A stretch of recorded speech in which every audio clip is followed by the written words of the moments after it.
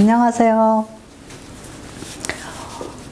오늘은 참 특이한 이야기를 하나 하겠습니다. 성서에 신접한 여인이 등장한다는 이야기는 기독교인들을 무척 당황시킵니다. 신접한 여인이라는 것은 죽은 사람의 혼을 불러 올리는 사람이라는 뜻이거든요. 그래서 그냥 우리말로 하면 무당이라고 해도 무방할 것 같습니다. 그러니까 성서에 무당 이야기가 나오고요. 그것도 어느 정도 긍정적으로 그려진다는 이 이야기는 아는 분들이 별로 없어요. 그리고 사실은 굉장히 생경합니다. 저를 잘 아는 분은 절대로 이런 얘기 어디 가서 하지 말라고 저에게 주의 주기도 했습니다. 그러나 제가 볼 때는 이 이야기는 이스라엘 최초의 왕이었던 사울이 살았던 시대의 종교적인 상황도 잘 보여주고 있고요. 또 사사시대에서 왕정시대로 넘어가는 과정이 얼마나 힘들고 복잡했는지도 잘 알려줍니다. 그래서 우리에게는 이런저런 면에서 굉장히 중요한 자료라고 저는 생각합니다. 이 엔돌의 무당은 구약 성서 전체가 말하고 있는 이런 사람은 죽여라, 이런 사람은 죽여라 하는 사형법에 나옵니다. 남자나 여자가 신접하거나 박수가 되거든 반드시 죽일지니 곧 돌로 그를 쳐라 라는 규정이 있습니다. 그런데 이 엔돌의 여자 무당은 이런 규정에 맞춰서 돌로 쳐 죽이기에는 너무 따뜻하고 너무 의연하고 너무 침착한 정직한 여인으로 묘사되고 있습니다. 다시 말하자면 이 이야기는 사울의 번뇌와 우울증, 그리고 사울이 자신이 추방하고 금지했던 무당을 찾아가는 측은한 모습, 이런 걸 보여줄 뿐 아니라 추방당하고 박해받는 무당이면서도 또 자기를 내쫓고 그런 금지령을 수행했던 기진맥진한 사울을 도와서 기운을 차리게 해줬던 한 여인의 모습을 보여주고 있습니다. 이 이야기는 현대를 사는 우리들이 읽을 때 굉장히 생경하고 수많은 질문을 갖게 합니다. 진짜 혼백들이 저 음부에 모여 있나? 그 혼백들을 불러내는 능력자들이 있나? 아니면 모두 속임수였나? 요새도 그런가? 정말 여러 가지로 궁금증을 자아나게 합니다. 그리고 기독교에서 절대 탑으로 여겼던 무속에 관한 내용도 좀 살펴봐야 되지 않나? 이런 생각을 갖게 합니다. 한국 기독교는 무속에 대해서 굉장히 적대적이죠. 아마 대부분의 한국인들이 무당이나 굿이나 점쟁이에 대해서 익숙하거든요.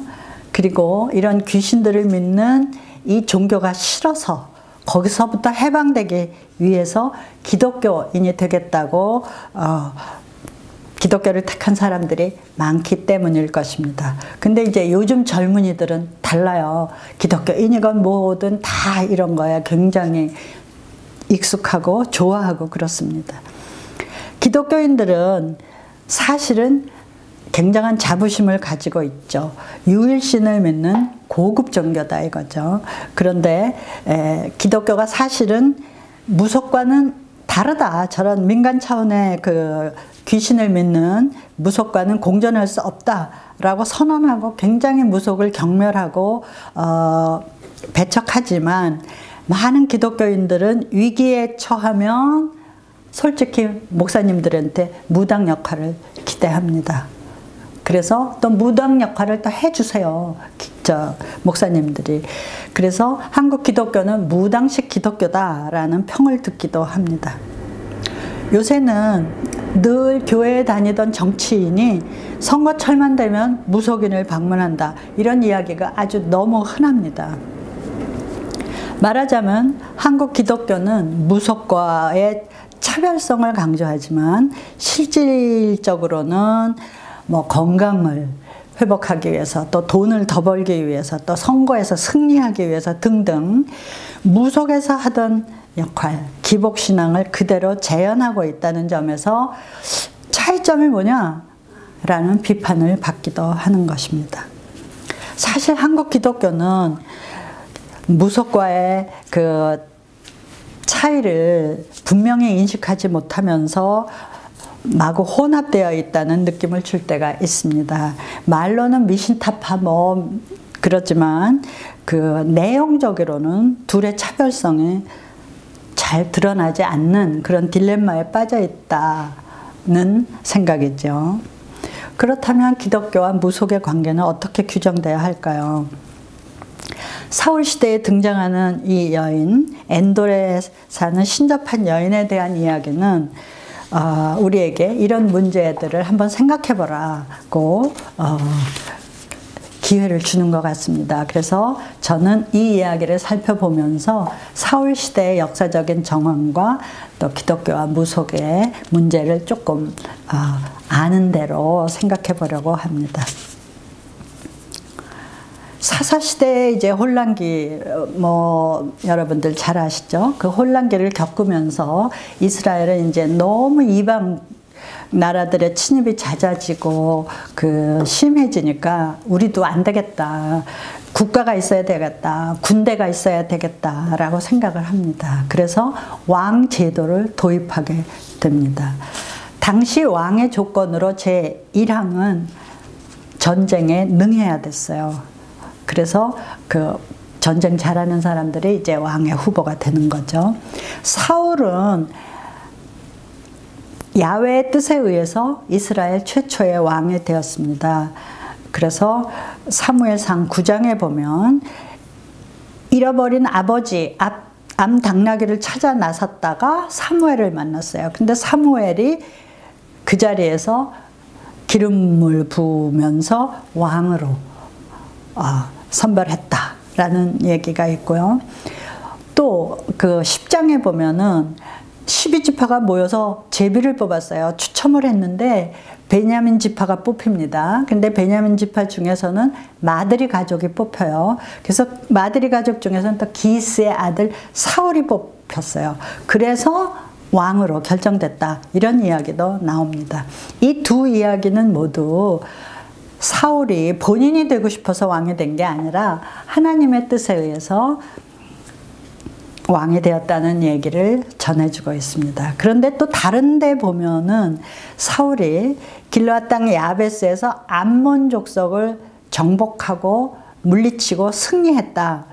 그랬더니 사람들이 너무 기뻐하면서 당신이 왕이 돼주는 게 맞다라고 해서 그 백성들의 지지로 왕이 되었다라는 보도가 나옵니다.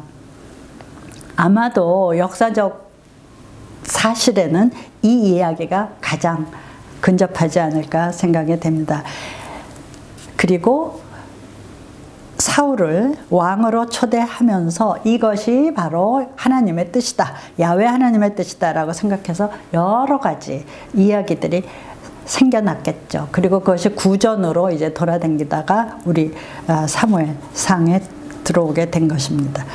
왕으로 추대된 사울은 계속해서 암몬 족속도 막아야 되고 모압 족속도 막아야 되고 블레셋도 막아야 되고 아주 뭐 전쟁을 계속 치릅니다.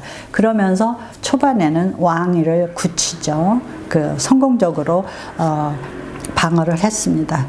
그런데 사울은 그렇게 그 백성 전체의 그 지지를 받아서 왕이 된 것만은 아닙니다. 왜냐하면 일부에서는 왕 제도를 도입하는 것은 우리가 여태까지 가지고 있었던 그 신앙의 내용, 즉 야훼 하나님이 우리의 왕이시라는, 그리고 전쟁도 야훼 하나님이 막아주신다는 그런 믿음을, 그런 이데올로기를 거부하는 거 아니냐, 이런 회의적인 사람들도 있었기 때문입니다.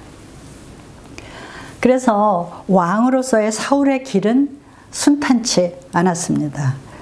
사울은 왕으로서의 국가의 기틀을 잡기 위해서 굉장히 노력했지만 일단 왕국이 이제 건립이 되기 위해서는 여러 가지가 필요하죠. 행정부도 필요하고 강요들도 필요하고 군대 조직도 필요하고 이 사람들이 함께 머무르는 건물도 필요하고 또 무기도 필요하고 또 먹을 것도 필요하고 이렇게 되니까요. 돈이 필요한 겁니다. 그래서 세금을 걷어야 돼요. 그러니까 우리가 왕을 가지면 좋겠다라고 말할 때는 그렇게 말했지만 세금 내야 될 때는 이제 벌써 조금 싫죠. 그래서 백성들의 저항도 생기기 시작을 하는 겁니다. 백성들은 외적인 침입을 체계적으로 막아줄 군대가 필요하다라는 필요성 때문에 왕 제도를 도입하자고 했지만 일단 종교적인 공동체였던 12지파 공동체가 하나의 왕국으로 바뀌는 일은 굉장한 변화였습니다. 그래서 종교적으로, 정치적으로, 군사적으로 사울은 여러 어려움을 갖게 됩니다. 우선은 지파동맹의 우두머리였던 사무엘입니다. 사무엘이 사울을 왕으로 기름 부었지만 사무엘하고의 갈등이 생겨나기 시작을 해요. 그 다음에 자기 부하였던 다윗과도 반목이 생기고 자기 아들 요나단이 또 다윗과 친해지고 이러면서 사울은 정말 여러 가지 어려움을 겪게 됩니다. 역사적인 그 시각에서 볼 때는 사울이 당면하는 문제들은 모두 종교적인 지파 동맹체가 왕권 체제로 넘어갈 때 어쩔 수 없이 겪게 되는 그런 불가피한 어려움이었습니다. 근데 사울은 그렇게 통에 큰 인물은 아니었던 것 같아요. 어떻게 해야 좋을지를 몰라가지고 사무엘의 마음에 맞추려고 애를 쓰기는 하는데 사무엘은 계속해서 회의적입니다. 내가 더 높잖아. 내가 종교 지도자잖아. 너는 내가 왕으로 임명한 사람이잖아. 그런데 내 말을 안 듣고 군대 먼저 나가면 안 되잖아. 뭐 이런 얘기들이 이제 그 사무엘서에 굉장히 많이 나오는데 이거는 여러분들이 직접 읽어보시면 참 재미있을 거예요. 소설 읽는 것 같습니다. 사울은 이 두 체제를 어떻게 조화를 이루어 보려고 애를 쓰지만 잘 안 된 거죠. 사무엘은 사울이 자기의 권위에 도전한다고 생각합니다. 그러면서 점점 냉대하고 야훼 하나님이 사울을 곧 버리고 다윗을 세울 거다. 이제 이런 그 얘기를 하기도 하고요. 또 백성들 사이에서는 사울이 죽인 자는 천천히지만 다윗이 죽인 자는 만만이다. 다윗이 더 싸움을 잘한다. 이런 막 소문이 퍼지고 이제 노래가 나오고 그런 거예요. 근데 이제 전반적으로 보면요. 사무엘서상에 이제 보면은 모든 이야기가 다윗 중심으로 갑니다. 다윗은 유리하게, 사울에게는 불리하게 써졌다는 걸 알 수가 있습니다. 아마도 이 얘기들이 생겨난 시대가 다윗 시대가 아닌가 싶어요. 다윗은 굉장한 그 성공적인 왕이었고요. 이스라엘의 그 영토를 뭐 굉장히 확장시켰고 싸움을 잘하니까요. 그 이스라엘의 위성을 크게 높여놓은 대왕이었습니다. 그런 의미에서 보면 사울은 굉장히 비극적인 인물이죠. 이 사람은 왕의 자리에도 한 3년 정도밖에 못 있었다 그러죠. 그리고 그 기간 내내 어려움에 처합니다. 그래서 이 사람은 우울증이 생기고 정신착란에 빠져요. 제사 문제건 제사를 바치고 나야 전쟁터에 가야 되는데 막 적들은 쳐들어오는데 사무엘이 안 와요. 약속한 대로 와야 되는데 오질 않아요. 사울이 할 수 없이 자기 혼자 제사 바치고 전쟁에 나갔다가 사무엘한테 혼나고 막 이런 얘기들이 이제 나오는 겁니다. 저는요 사울이 참 불쌍해요. 어쨌든 누가 마지막 결정자인지에 대한 암투가 있는 거죠. 사무엘이냐 사울이냐. 근데 사실은 사울이 나빠서 사무엘을 거슬린 건 아닙니다.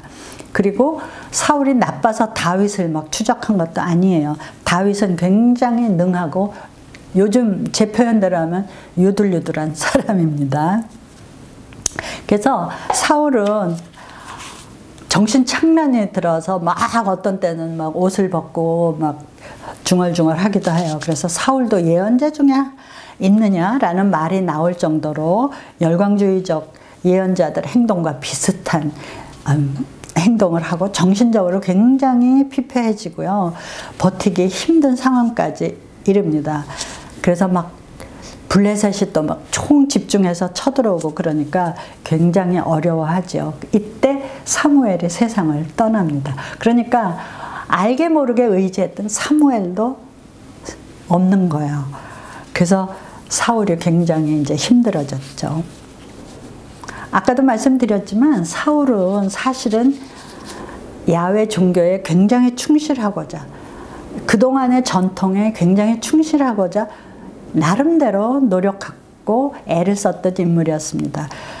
그래서 사무엘이 죽자마자 신접한 자, 박수, 무당들을 다 내쫓았어요. 그 땅에서 추방하고 내쫓았다고 되어 있습니다. 28장 3절이에요.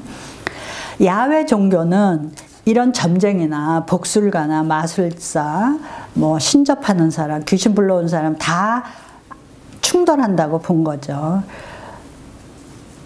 그런데 이제 블레셋이 쳐들어오면서 절대절명의 위기 상황이 벌어지게 된 겁니다. 사울이 겁에 질려서 야훼에게 물었어요. 어떻게 해야 되죠?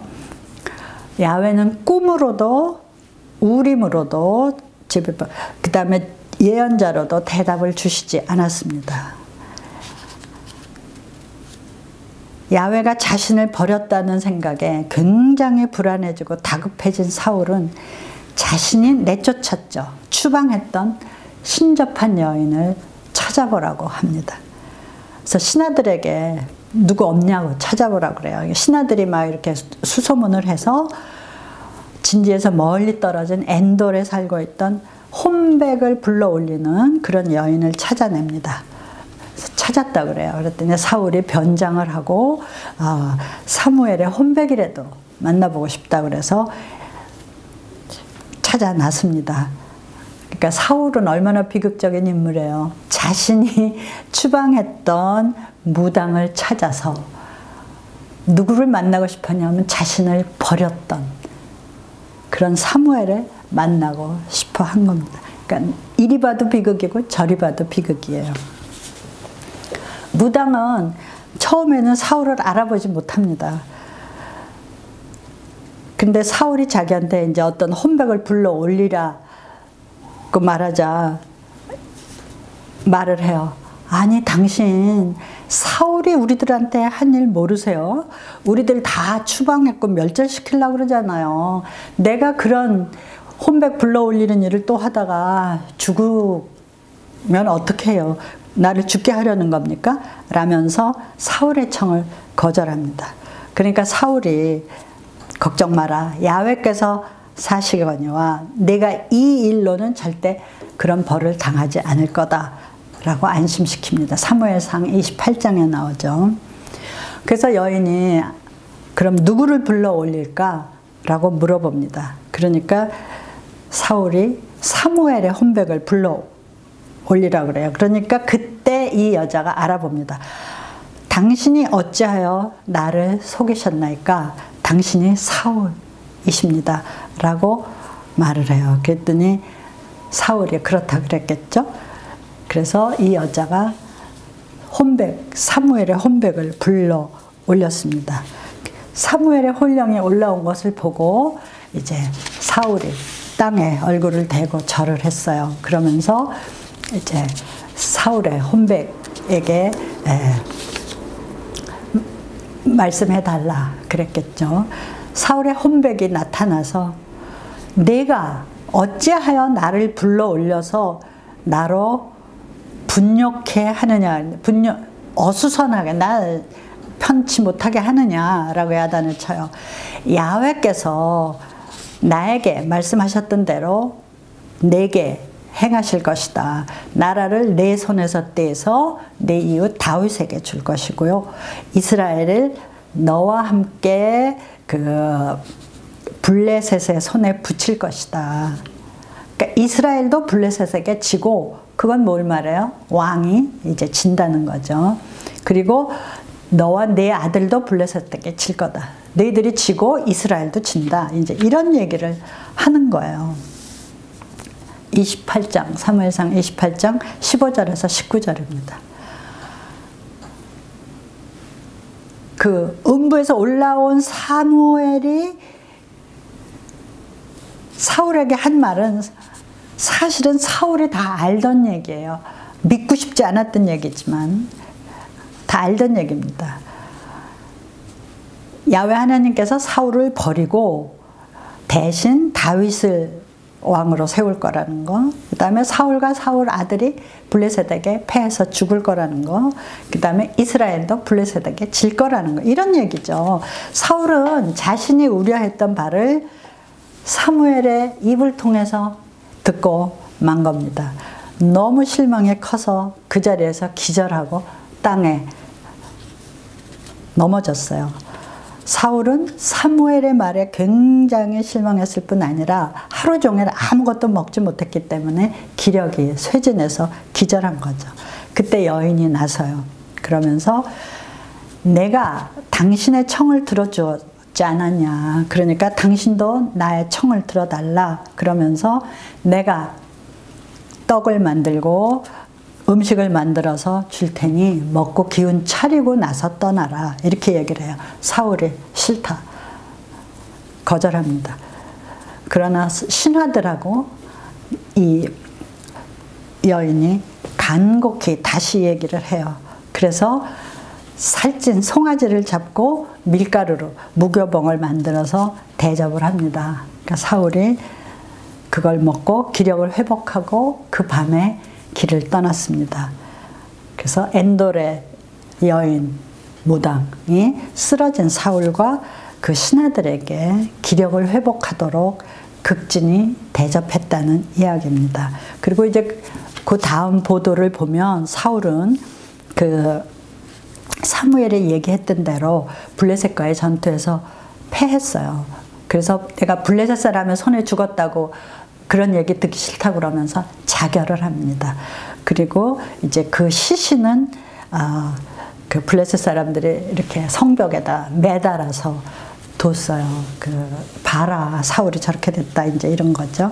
그래서 너무 딱해서 그 야베스 사람들이 그 시체를 걷어서 화장해서 뼈를 에셀 나무 밑에 장사했다, 이런 보도가 있습니다. 사울은 보면 볼수록, 읽으면 읽을수록 불쌍하고 측은한 왕입니다. 이제 이 이야기에 나오는 무당에 대해서 말씀드려 보겠습니다. 평가가 굉장히 다양한데요. 이 여인을 사기꾼으로 보는 사람들이 많습니다. 이 여인이 사기를 친 거지 무슨 사무엘의 혼백을 불러 올렸겠느냐. 근데 사무엘이 뭐라고 얘기를 했고 사울이 들었거든요. 아, 그거는 실제로 사무엘이 한 얘기가 아니야. 그 여자가 사기꾼이니까 복화술로 배로 어떻게 움직여가지고 그런 흉내를 냈을 거야. 뭐 이런 얘기들. 서양 학자들 중에 이런 학자들 많습니다. 또 사울이 그 무당 같은 사람들, 신접한 사람이나 점쟁이, 복술가, 마술가를 다 추방했으므로 보복 차원에서 사무엘의 혼백이 나타난 것처럼 꾸며서 복수한 거지, 뭐 이런 얘기도 있고요. 근데 이제 이 얘기 전체는 그 엔돌의 무당이 혼백을 불러 올렸고 그게 사울이 받고 듣고 했다는 걸 아주 당연한 거로 전제하고 있기 때문에 우리가 이런저런 판단을 하기가 참 어렵습니다. 제가 생각할 때는 이 무당은 초능력을 가졌었던 것 같습니다. 그래서 사울의 간청으로 혼백을 불러 올렸죠. 그럼에도 불구하고 제가 판단할 때 이 여자는 우리들이 일반적으로 그냥 무당에 대해서 이렇게 싫어하는 그 부정적인 요소를 가지고 있지는 않은 것 같습니다. 첫째, 이 여자는 자신의 초능력을 자랑하거나 뽐내거나 또 그 능력 때문에 돈을 요구하거나 지위를 요구하지 않았습니다. 그 다음에 이제 제가 중요하게 생각하는 건데요. 이 무당 같은 사람들이 그 방문자가 듣고 싶어 하는 말을 하려고 노력을 하거든요. 그리고 간단하게 모든 문제가 해결된다. 이런 그 쉬운 해결 방법을 제시하기도 하고 그러거든요. 근데 이 여자 그러지 않았죠. 그 다음에 또 하나는 그 하나님의 뜻을 이렇게 하면 바꿀 수 있다. 저렇게 하면 바꿀 수 있다. 그런 능력이 있는 것처럼 재주를 피우지도 않았습니다. 이런 의미에서 보면 저는 이 엔돌의 무당이 특수한 능력의 소유자이지만 비난받을 이유는 없다고 생각을 합니다. 뭐 돌로 쳐 죽일 이유는 전혀 없다고 보는 거죠.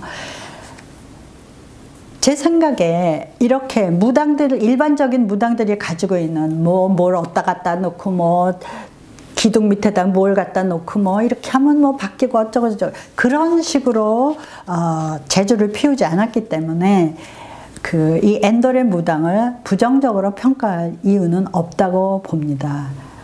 다만 그렇다면 우리가 이런 초능력을 가진 여자들에 대해서 어떤 태도를 가져야 될 것인가? 그런 초능력을 가진 사람들이 있다는데 우리는 모르지만 그이들은 그런 능력이 있다는데 그러면 우리는 그 여자들, 그런 사람에 대해서 어떤 태도를 가져야 될까? 이걸 한번 생각해 봐야 되지 않을까요? 이 사람들을 막 높이 평가하고 계속 찾아다닐까요? 그래야 될까요? 아니면 어떻게 해야 되나? 이제 그 얘기를 제가 좀 드려보겠는데요.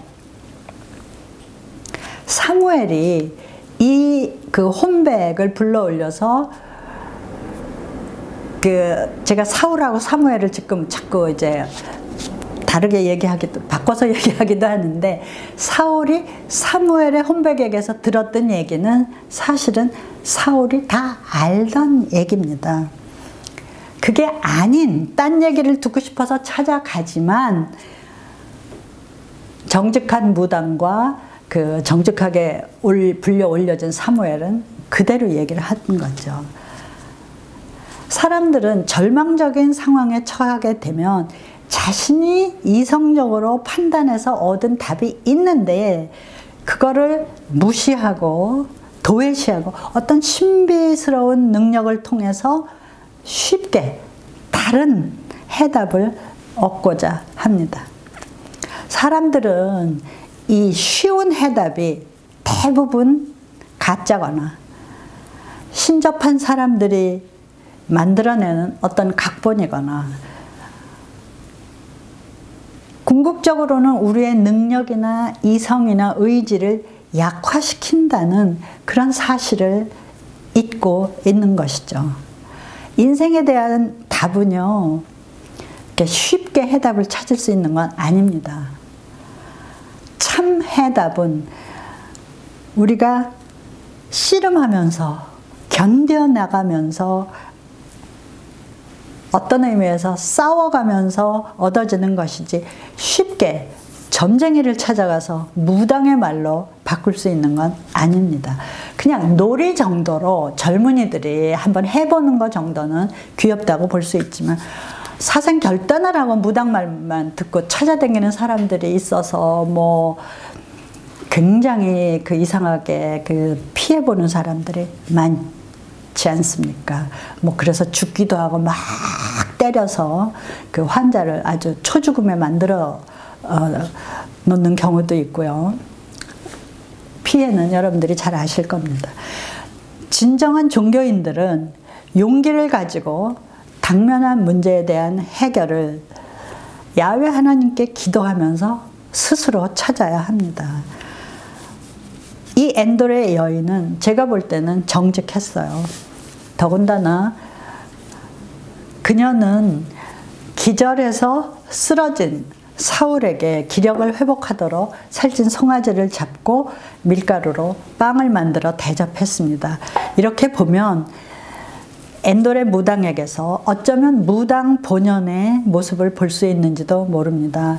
무당의 역할은 정신적으로나 심리적으로 지친 사람들에게 힘을 주고 용기를 주는 것이라고 합니다. 그렇게 보면 자신을 추방했던 무당을 찾아갔던 모순에 빠진 사울보다 이 엔돌의 무당이 더 의연한 모습을 보여주고 있는 것 같습니다. 우리는 다른 사람들이 다른 종교를 가졌다고 함부로 정죄해서는 안 됩니다. 그 사람들이 이 세상을 살아갈 용기를 주고 원수관계를 뛰어넘고 서로 화합하게 도와주고 필요한 사람들에게 서로 사랑을 베풀어 준다면 그 사람들은 존경받아야 되는 것이죠. 그래서 우리가 무당이 기독교인이 아니라는 이유로 함부로 정죄하면 안 된다고 생각합니다. 그 사람들이 하는 나쁜 그 행위를 지적해야지 그냥 무당이라는 이유로 다 나쁘다 이렇게 보면 안 될 것 같습니다. 엔돌의 무당 이야기는 우리가 다른 종교를 가진 사람들에게 대해서 좀 더 포용적으로 생각하고 공존하는 방법을 찾아봐라 라고 권유하는 듯 합니다. 그래서 마지막으로 제가 예전에 어떤 선교사가 했던 말을 전해드리겠습니다. 한국인들은 보통 때 살 때는 다 유교적인 그 패턴을 가지고 사는데 종교가 뭐냐 물어보면 불교다, 기독교다 이렇게 다르게 얘기를 하지만 위기에만 처하면 다 무속인을 찾아간다 라고 지적을 했어요. 예전에 어떤 선교사께서 한번 이 말을 다시 한번 생각해 볼 기회를 가졌으면 좋겠습니다. 감사합니다.